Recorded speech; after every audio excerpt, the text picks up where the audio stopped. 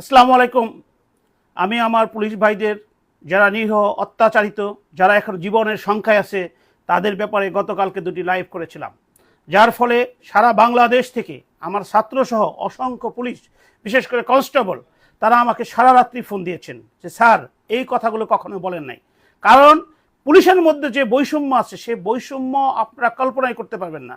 সে British আমলে যখন ওই ব্রিটিশরা এই দেশে লর্ডসরা আসতো, তাদের চাকর বাকরের জন্য যে শত শত লোক রাখা হতো, এখনও এসপির উপরে যারা পদমর্যাদা আছে, একটা এসপির জন্য 20 থেকে 25 জন পুলিশ কনস্টেবল রাখা হয়, তাদের জন্য, তাদের ওয়াইফের জন্য, তাদের সন্তানদের জন্য।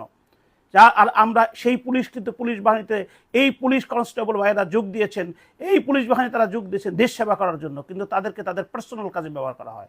যাই এই মুহূর্তে যে কথাটা বলার জন্য এসেছি, মাননীয় আইজিপি মহোদয় অ্যাপয়েন্টমেন্ট পাওয়ার পরেই পুলিশ বিভাগকে বলা হয়েছে কাজে যোগদান করার